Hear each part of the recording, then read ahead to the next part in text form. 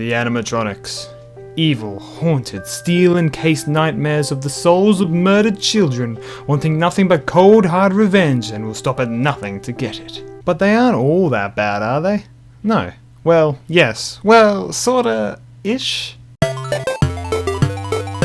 Hello, I'm Eyesnotomato, and today I would like to speak to you about a small indie game which I'm sure none of you have ever heard of before, known as Five Nights at Freddy's. Now, if you couldn't detect my sarcasm and are generally in the dark about it, allow me to give you a brief explanation on exactly what Five Nights at Freddy's is. You play as a night watch security guard at a local Chuck E. Cheese-like establishment known as Freddy Fazbear's Pizza.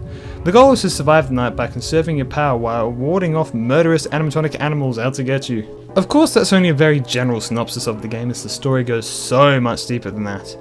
The story as it happens is only really given to you in small portions, and in order to figure out exactly what's going on here, we must theorize the rest of the story and piece it together, which means just tons of theories, and oh gosh, it excites me!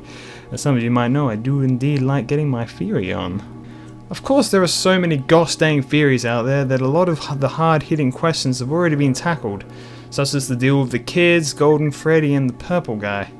However, I have seemed to notice that there are certain elements that are often overlooked, and I managed to put them together into a rather interesting theory, if I do say so myself. Now, before we start, I would like to quickly say that A, I can't explain all the details about both games, just the ones I find important for this theory.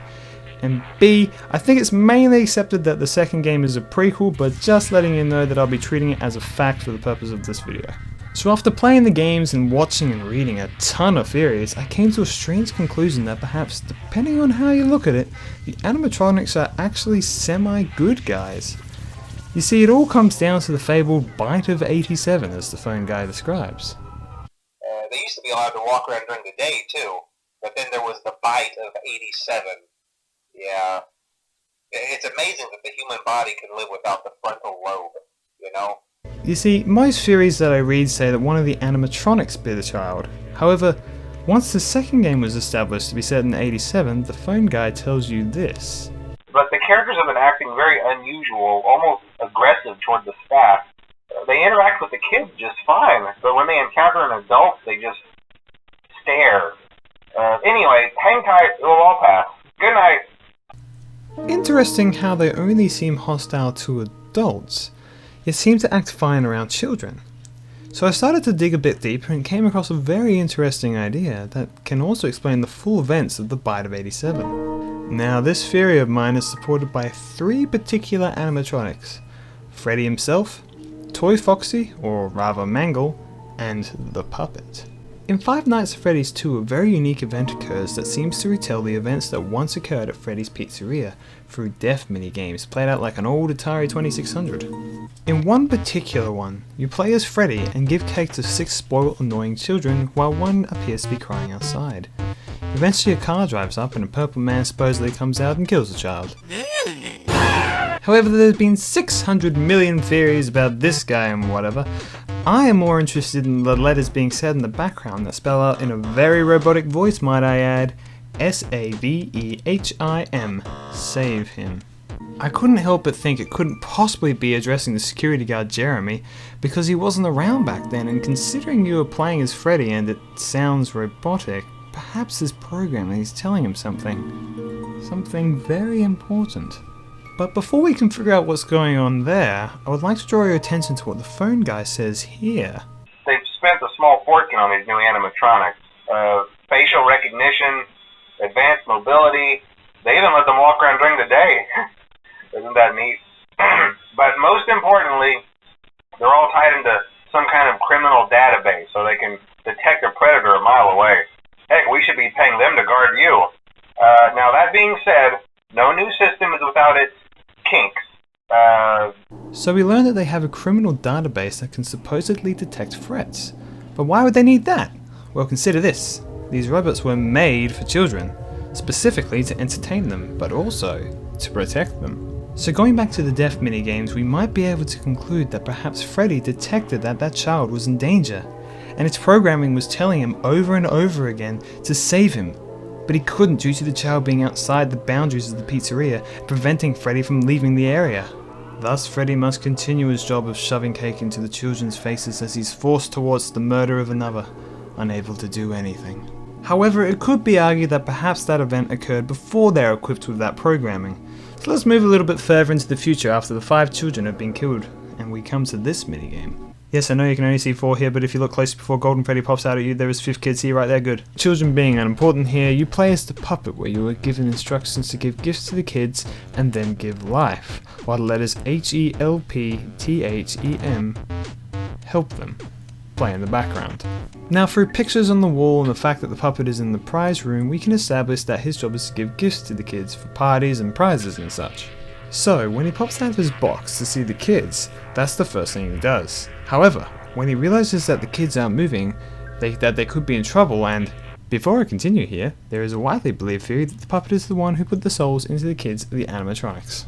He turns them into the animatronics in order to give them life, as a last desperate attempt to do his primary programming to protect the kids, even if that means going to the extremes of giving them life again.